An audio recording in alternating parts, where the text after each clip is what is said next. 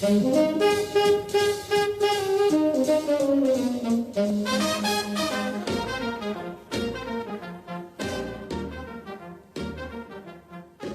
podcast is an invitation to feel and experience the souls of famous old Hollywood homes and to have an in-depth journey to the areas where they're located through interviews with longtime residents. Either you're a fan of old Hollywood in Los Angeles, planning to have a vacation, or, an even bigger step, considering a certain area for your future home. This is your opportunity to receive valuable information and insightful advice you won't find anywhere else. Hello, and welcome to my podcast. Are you in the mood for California? Today, we'll explore and feel the artful spirit of Los Angeles, followed by an interview with legendary Joan Agajanian Quinn. I think art connects everyone. I think art enriches your life in many ways, whether it's music, theater, or fine arts. I think that we need that for our soul. We need that for our well-being, and it's just a different part of us. So I found that knowing those people, it helped me become a connector. I used to help artists who are our close friends. We would introduce them to other people. Like my husband was a young lawyer, and he had a firm where we had the artists' art up in the firm. And I think we were one of the first people in Los Angeles who actually showed the art of young artists. Masha Korpacheva is a California-based realtor and a member of the National Association of Realtors in Los Angeles. She's an advocate for selling and buying homes with soul and practicing mindfulness in real estate. With master's degrees in spiritual psychology and linguistics, Masha brings all of her skills to work with her clients. An intuit and empath, she has touched many lives with her outstanding ability to see beyond the visible and helping to come to better understanding of issues and their resolutions. An adventurous world traveler, from climbing Mount Kilimanjaro in Tanzania to exploring the Galapagos Islands, Masha has a particular passion for the City of Angels. Having landed in this paradise and adopted it as her home, she's been sharing old Hollywood stories since 2007.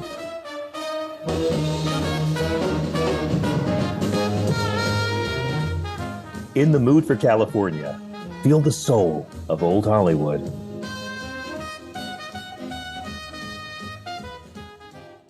And now, are you ready to experience the artful spirit of LA?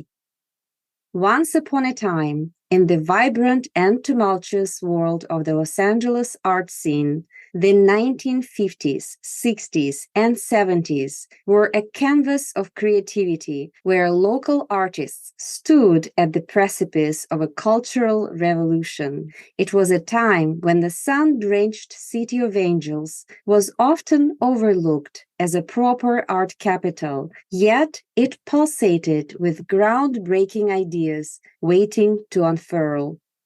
In the year 1962, under the sprawling canopy of a gallery known as Hearst, the enigmatic Andy Warhol unveiled a spectacle that would reverberate through the annals of art history. His inaugural exhibition marked the birth of pop art, a phenomenon that would capture the world's imagination. On those hallowed walls, Warhol's iconic paintings of Campbell's soup cans made their debut, forever changing the trajectory of contemporary art. A mere year later, in 1963, just a short taxi ride away in Pasadena, another luminary emerged. Marcel Duchamp, the mastermind of Dadaism and a true avant-garde visionary, hosted his first retrospective. This exhibition, set amidst the palm trees and ocean breezes, preceded his accolades at the Tate Gallery in London and the Metropolitan Museum in New York, cementing Los Angeles as a fertile ground for artistic innovation. In the same era, the seeds of intellectual discourse and artistic exploration were sown. Art Forum magazine, a herald of contemporary art criticism, found its humble beginnings in 1965, perched above Hearst. Meanwhile, a native son of Los Angeles, Larry Gagosian, embarked on a journey that would culminate in a global gallery empire in the 1970s. Across the city, Man Ray, the avant-garde photographer and visual pioneer, embarked on a photographic revolution in the 1940s. Deconstructivist architect Frank Gehry had already taken up residence in Santa Monica since the 1950s, crafting architectural wonders that defied convention. Even the renowned Jacques Derrida, celebrated in the Sorbonne, chose the University of California, Irvine as his platform for deconstructing critical theory. Despite the implicit comparison to the art force that was New York City, Los Angeles was no underdog. It wasn't the result of centuries of European art history. Instead, it emerged as a continuation of the Mojave Desert, a blank canvas for artistic expression.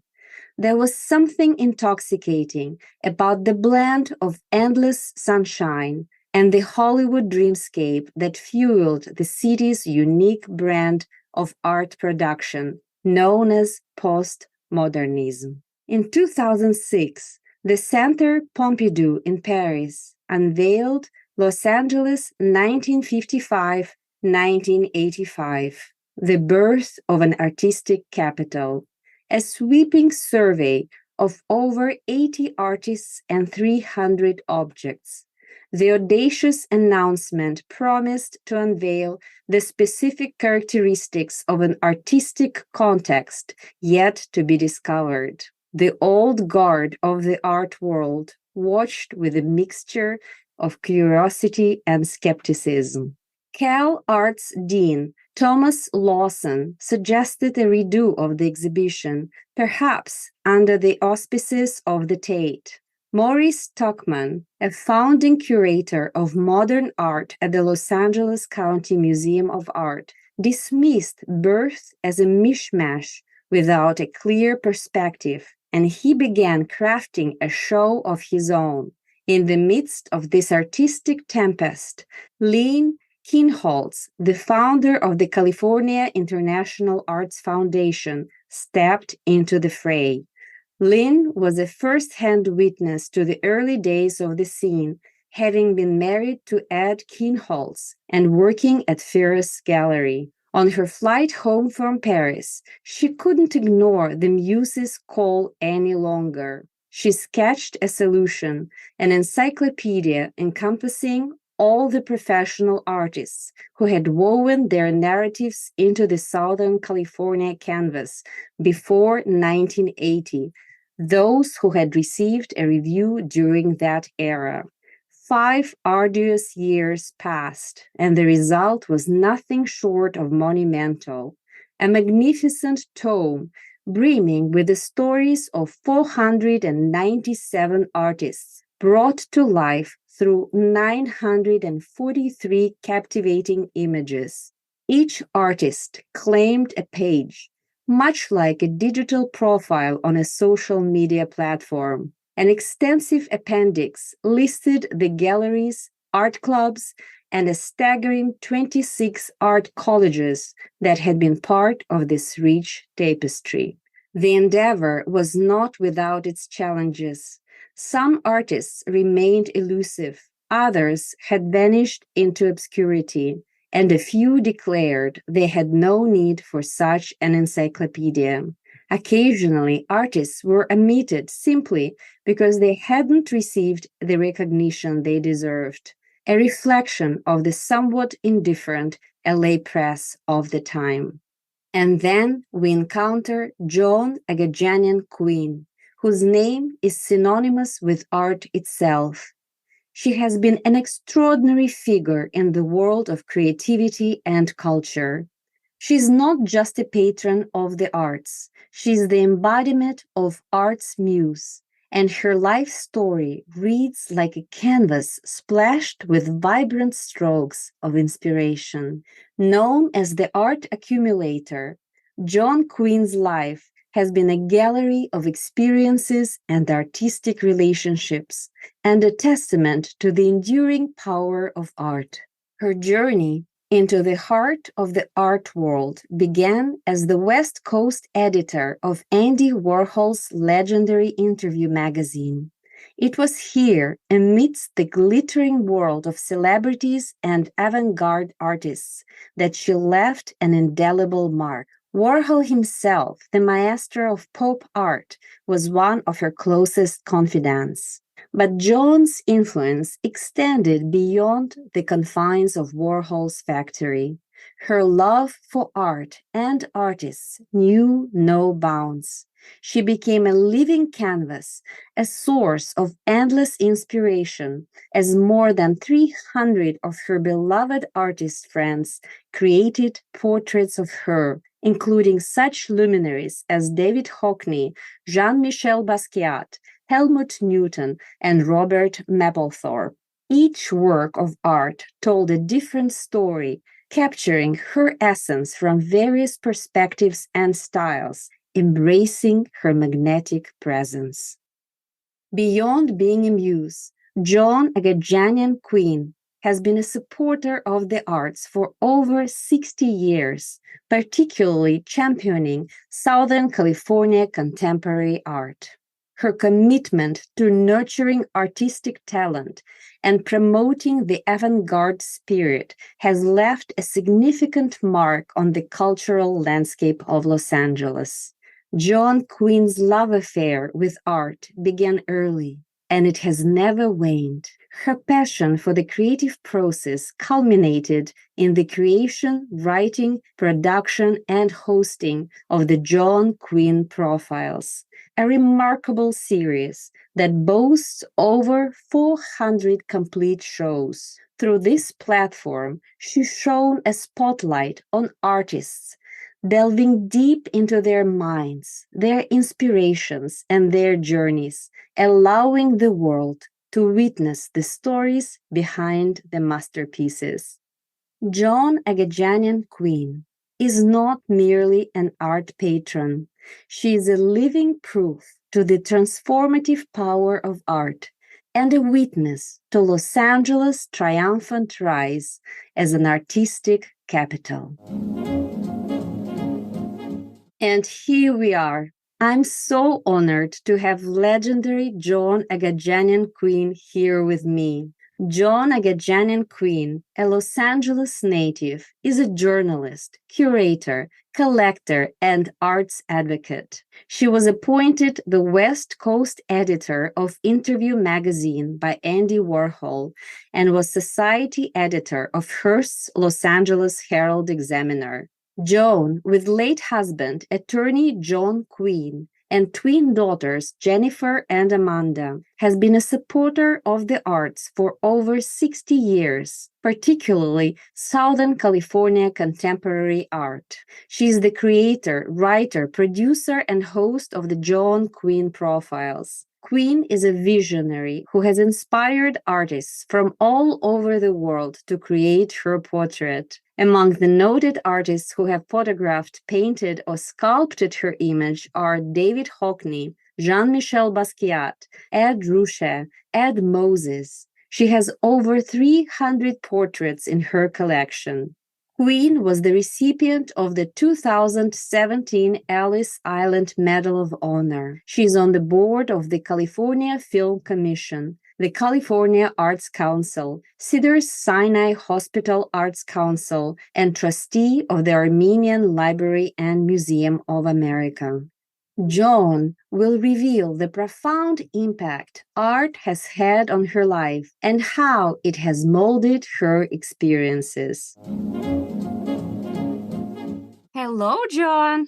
Hi, Masha. How are you? I'm very well. How are you? I'm great. Good to hear your voice. And good to hear your voice as well. And I'm beyond delighted to have you as my guest today. You have no idea. Well, I'm thrilled to be with you. Oh, thank you. Thank you so much, Joan. And you've been a prominent supporter of the arts for over 35 years, and particularly in Southern California. How did you first become involved in the art scene? And what motivated you to dedicate so much of your life to this pursuit? First of all, I'm a native Californian and I love Southern California. I love my state. I love living here and I love all that we have to offer. And since I was born here, my mother was also born here, and she was a very chic woman. She used to take us to very cultured events. I was raised going to the Civic Light Opera, to fashion shows at Bullock's Wilshire, to different museums, and to the whole gamut of cultural life. So she was very instrumental in influencing my outlook on life. Mm-hmm. Wow. That is incredible. And then when I was in middle school, I met a woman named Dora Delarios. We were both in class together, and she was a ceramist. And Dora Delarios and Billy L. Bankston and Joan Quinn, Joan Agajanian at that time, were all working at Desmond's department store, Crenshaw and Stocker, near Baldwin Hills. Mm-hmm. And we were friends. Dora wasn't so friendly with Billy L. Billy L. used to do the windows, and Dora used to help dress the mannequins. So she worked in the same department that was the artistic department. So I met them, and they were very close to me. Dora was always an influence in the arts because she was so involved in the arts. And then when I went to SC, she was there in the ceramics department. And Kenny Price was there, who was in the ceramics department, and David Novros. And by that time, I had met Billy L. So Bankston. So we were all friends. The other thing is I taught in school in close to South Central Los Angeles. And when I was going to teach at 52nd Street School, as I passed driving down Exposition Boulevard, a friend of mine, Danny LaRue Johnson, had a studio. And I would stop at his studio and see what art he was doing. Mm-hmm. His other friend who lived around the corner in the same South Central area was Mel Edwards, who is a great sculptor. So I met Mel, and then years later, I met his brother, Greg Edwards, who is also a fantastic artist. He lives in Oakland right now. So I taught for 10 years, and the idea of showing art and talking about art is one of my passions, because I want people to be educated in the arts since I have that teaching background. Wow, this is just wonderful. Looks like so many people that you have met, along your journey, they have one way or another brought you into the art scene as well. Yes. That's very, very beautiful. And then your journey as an art enthusiast and advocate must have had a profound impact on your personal life. How would you say that your involvement in the art world enriched your own life and shaped your outlook on creativity and culture?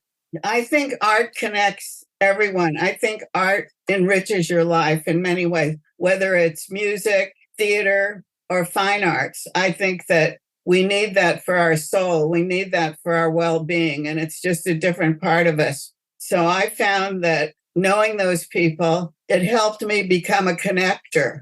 Mm-hmm. I used to help artists who are our close friends.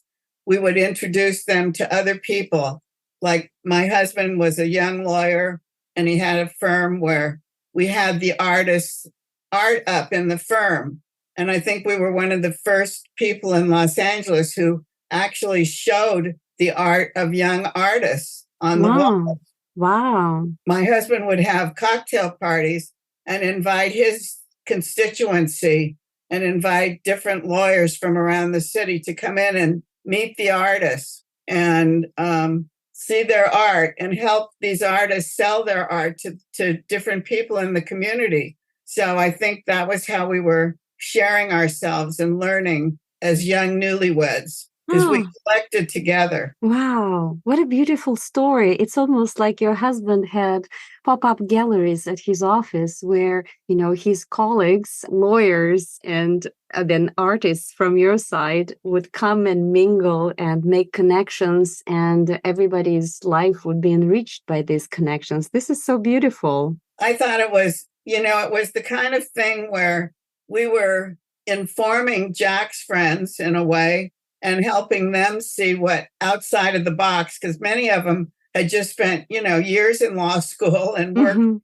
and they didn't have time to see that. Right. So I was happy to be able to bring those kind of artists into the life of his friends. Right, right. And would you say that your husband enjoyed art before he met you, or do you think you sort of inspired him to like art? I think I kind of inspired him, but the great thing was he was very open to my friends. And Billy L. Bankston was a motorcycle rider. And my father used to promote races out at Gardena Stadium. And Billy used to ride his motorcycle out there. So it gave Jack and Billy kind of a macho male connection. And I think Jack then just went along with all the friends because Billy was our connector to the art world. He introduced us to a lot of the artists. I remember he would have dinner parties, or he would invite, Larry Bell had a studio in Venice, and he invited us the first time to that studio. And Larry was cooking hot dogs. And it was like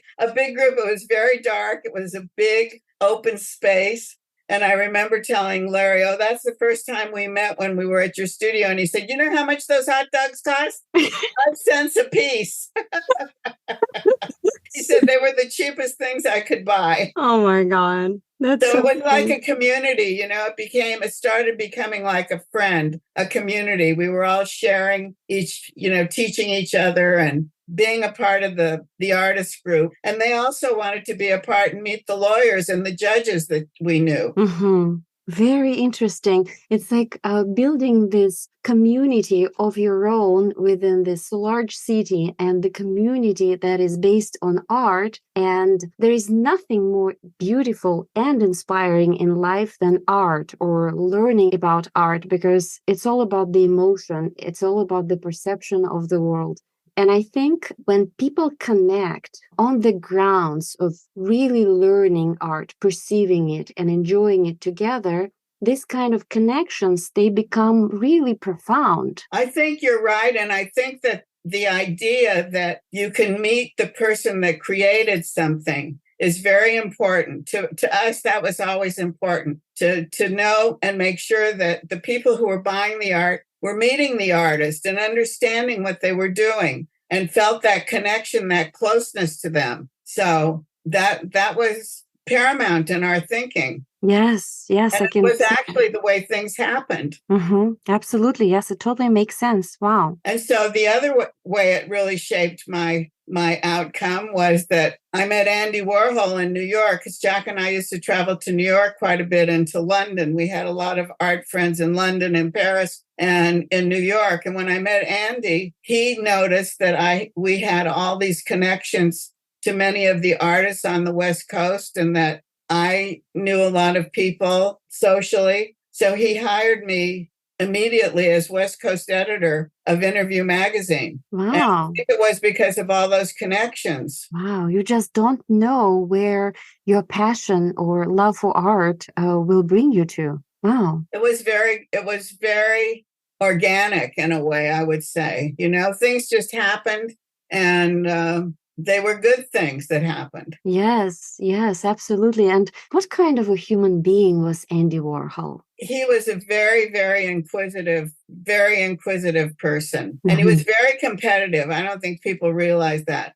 We were big competitors because we were both collecting jewelry, collecting watches and 40s jewelry, and I was collecting them. And we would go shopping together on Madison Avenue, or to these great buildings that were filled with different antique shops and jewelry shops. And then we would travel to 47th Street. And there were a lot of immigrants who had businesses selling jewelry, stones, different things.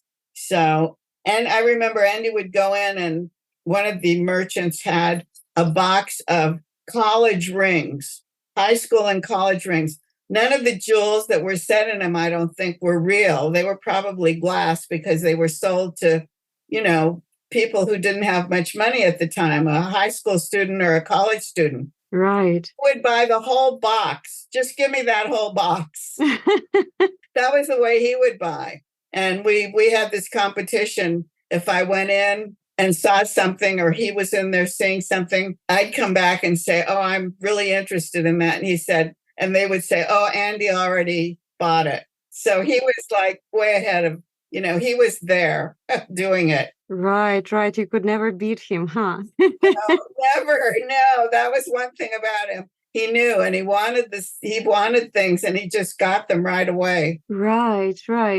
And as far as I know, one of the portraits that you have was painted by Andy Warhol. Is that correct? No, one of mine, he did the Polaroid. Okay. Andy took the Polaroid, and he kept saying, I'm going to do your portrait. I'm going to do your portrait. But he never did. Okay. And so when he died, the Polaroid was still at his studio. And Rupert used to do his paintings. Rupert would silk screen, and Rupert would paint the portraits. Uh-huh. So when he died, Rupert said, oh, I know Andy wanted to do a portrait of you, and he never did. Should I do one?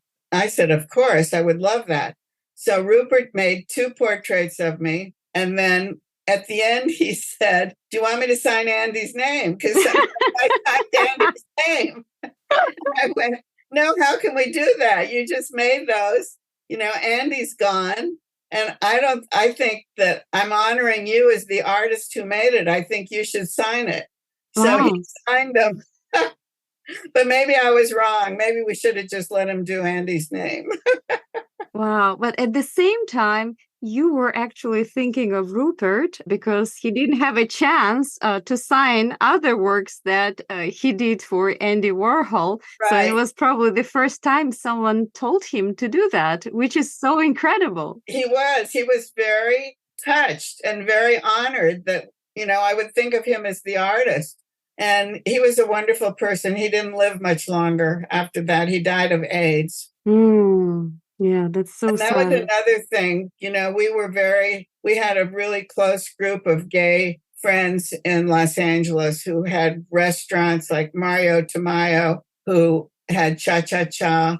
And we used to have parties after the openings, and we would support these guys at their restaurants. Raymond Lee, who had a wonderful restaurant called Paulette, we would have parties at their restaurants so that we could help them pursue their passions in their restaurants, and then introducing them to the artists and introducing the artist group of friends so that they would be able to go to those restaurants too. Wow, it's just incredible, Joan, how many people throughout your life you have supported. I don't think even like half of the artists that we know today would be able, to survive in this climate when everything is so competitive and so expensive. I mean, life in Los Angeles. So, but Masha, at that time, nobody was thinking about that. I wasn't thinking about, oh, I'm helping Raymond Lee at his restaurant, or, oh, I'm helping Billy L sell a painting. It was just kind of like, that's what you did,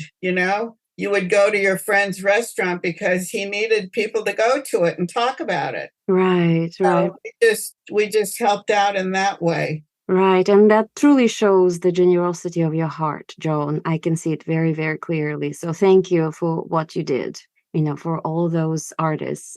It really wasn't like, it was a labor of love. Yes. It was more, they gave us so much just by being our friends. We felt so touched that they were friendly with us and would trust us, to talk about their work. Right.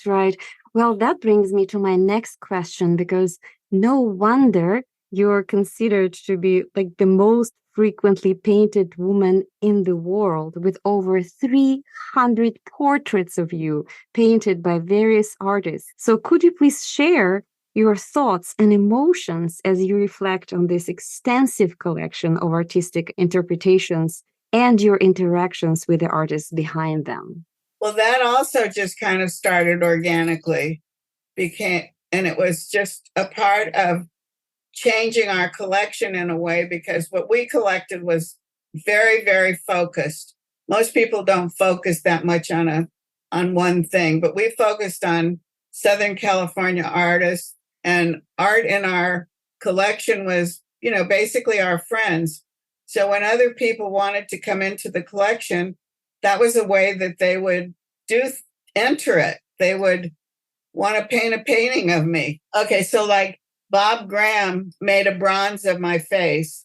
And then I'm trying to think of who really started the first portraits. Dora made a ceramic portrait of Jack and me as king and queen. But as soon as people started seeing the portraits, other people, other artists, that was a way for them to come into the collection. Mm-hmm. That was the way to bring New York artists, London artists, different people who were interested in knowing, were our friends, and they would do things. So it grew to lots and lots of portraits from all over. Right. Wow. It's almost like everybody who was part of this artistic community, they kind of like, left their mark making a portrait of you in some way. They did. In fact, they did do leaving their marks, because a lot of them have their own part of themselves in the portrait. That's one thing I found. I found that when artists are making a portrait of you, besides their hand, besides what they're doing, they leave a little part of themselves in the piece that they've done. Mm-hmm. When I was sitting for Bob, he was pushing and manipulating the clay and my face and my nose and my eyes. Everything he did was like really very much like me, but his hand was in the clay part that he was doing. And then there's another artist named Al Rupersberg who did a cutout of me. And when I looked at it, I went, no, that's not my nose. That's Al's nose. And there's a wonderful African-American artist named Elizabeth Colombo who made me black, which was great. I loved that. And same thing, Laddie Dill, who works in neon. And he made a portrait out of neon tubes that were just, colors of me, which kind of depicted the way he thought of me as a very colorful person. Mm-hmm. And Chuck Arnaldi used his sticks to make a portrait. So, and then Peter Alexander, who worked in resin, made this 3 blobs of resin put together. And he said, oh, this is like your jewelry. So that was his interpretation. Everyone interpreted it in a different way. Wow, that's really special. And it's not about, seeing your own portraits. It's truly seeing how different all those artists are and how differently they see the world. The same, subject, that they were painting or making a piece of. It's just unbelievable how. That's exactly right. And that's how I felt. I felt like it wasn't something that was like narcissistic, because some of those paintings of me or pieces of me look like they're ridiculous, right? They don't look like me, or no one would want that, because when Andy Warhol was doing portraits, he would commission them. None of these are commissioned. These all came to me as gifts from these people. Mm-hmm. So Andy would take a commission and someone would come in and say, oh my gosh, I don't look like that, because everyone wants to look gorgeous if they're going to be painted. And he would say, oh, maybe I made your neck too thick. So he would like lengthen the neck or make it thinner so that they would look like they were swan-like necks. Or that's why he never put in anything. His faces were very flat, no wrinkles, no anything. They were just flat so that you would just see yourself like you wanted to see yourself. Right. Wow. But I always felt like a piece of fruit, or a bowl of fruit that somebody was painting me in a different way, that I was I was just, the subject, not anybody in particular. Yes. Well, generally speaking, we're all, fruits in some way, just like we sometimes think too much ourselves. That's a good way to put it. I remember when one of my favorites was David Hockney painting it because he had everybody sitting in the same chair. So it was like the same bowl of fruit that he was painting. Mm-hmm. And he painted everybody in, their own different ways. So Yes. that's a wonderful experience, I think, if you can handle it. It's very difficult to see yourself like that. You have to just look at it like another painting. You have to look at it as someone doing someone else, not yourself, or you could get too involved in it. Right. And at the same time, it's such a philosophical question.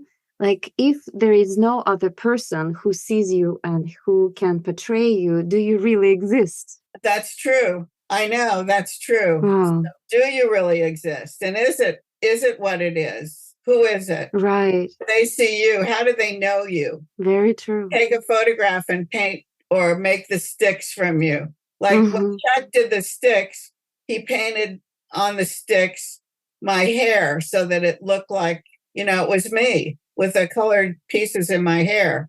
So it's an interesting phenomenon, really. And I think it's been a real lesson in understanding artists and what they do and how they look at what their creativity. Yes, very true. And I hope there will be some person, maybe sometime in the future, who will decide to, do a study of all these 300 portraits in order to study the different styles and techniques that various artists use in portraying just this one subject. Yeah, that's a good point. It would be great to have some kind of educative lookout on it.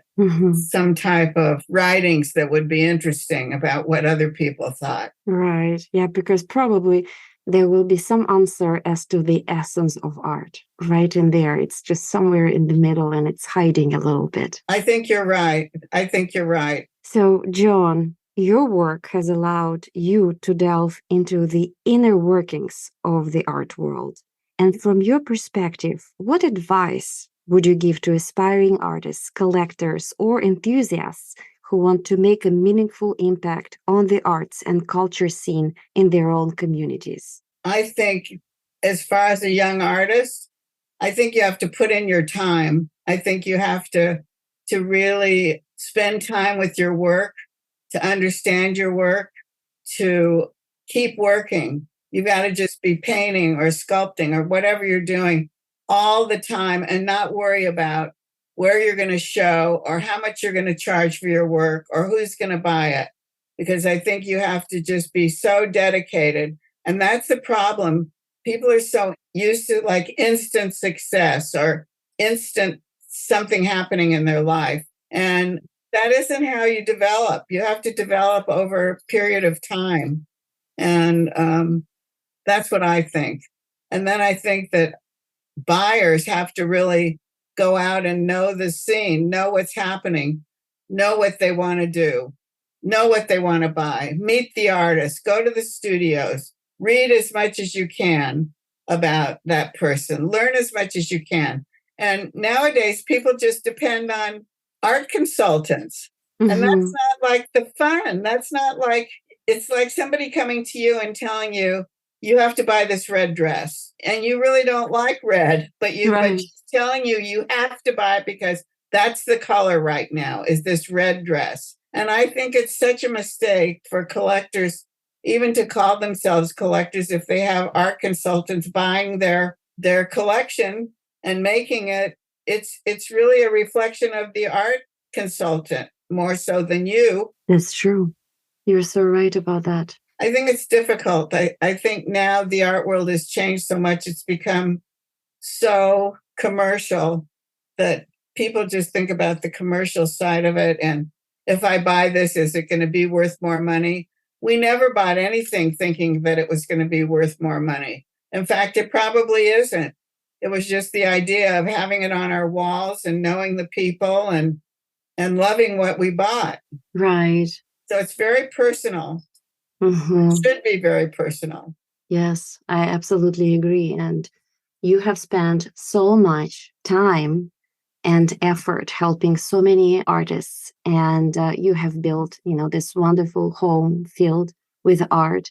And I truly, truly appreciate our conversation today and sharing everything that you have shared, I truly felt your heart, everything that you described, and all those little details and the joy of your relationship with art and with artists. So it looks like you have created a wonderful life that is full of meaning and purpose. So I'm so grateful for our conversation today and for everything that you have shared, Joan. I'm so thankful too. I'm thankful to God for my life and for letting me live this life that you're talking about. And the other thing is for giving me the wherewithal to finally say yes to have an exhibit of our work, because we had an exhibit at the Bakersfield Museum. It was called On the Edge, and it was part of our family collection, and it showed different parts. The curator, Rachel Marcus Wainwright was fantastic in that she took our collection and put it in categories, which we never did. She looked at it from a dramatic way. She looked at it, and also as a way to educate the public. And when she said she was interested in educating the public, I thought that's the best way to do an art exhibit. Right. So we had it at the Bakersfield Museum, and then it went to the Armenian Museum in Boston, and it's going to open at the Laguna Museum in March coming up in 2024. Very nice. Yeah, so we're excited about that. And the great thing is all those venues have had panels, and the artists have come and spoken about their connection to the work. So it brings in a whole new group of viewers who can come in and listen to the artists talk about what they planned, how they planned their work, and what they were thinking of when they did it. Right. Well, that's beautiful. Well, there's still so much to do. One of the things when you ask, what should you tell a young artist? I remember Billy L. just said, do good work, and that's what you have to do. You just have to do good work, or what you think is good work. Absolutely agree. Well, thank you so much, Joan, for this conversation. I really appreciate your time. Thank you.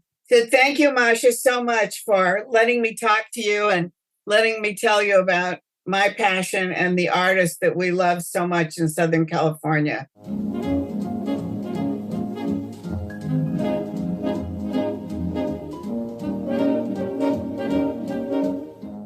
Thank you very much for tuning in to feel and experience the artful spirit of LA with my special guest, Joan Agajanian Quinn. If you enjoy my podcast, In the Mood for California, please sign up for future episodes at your preferred platform, and please leave your feedback. I really appreciate your time and support. You can follow me on Instagram at In the Mood for California, and check out my website, www.inthemoodforcalifornia.com. I'm a realtor with Beverly & Company Luxury Properties, and my license number is 019-78714. Selling and buying homes with soul is not just my real estate strategy. It is an intuitive and holistic approach that embraces your values, aspirations, and conscious intentions. If you want to discover the power of mindfulness in your real estate journey with my compassionate guidance, I'm here for you. I would like to announce a change in our release schedule. From now on, episodes will be available every other week instead of the previous weekly schedule. Thank you for your continued support, and I look forward to bringing you even more great content in this new format. Next time, we'll embark on a journey into the very heart of old Hollywood, and we'll immerse ourselves in the life of one of its brightest stars, Alla Nazimova. Get ready to step back in time and explore the glitz and glamour of a bygone era. Cannot wait to share this enchanting experience with you.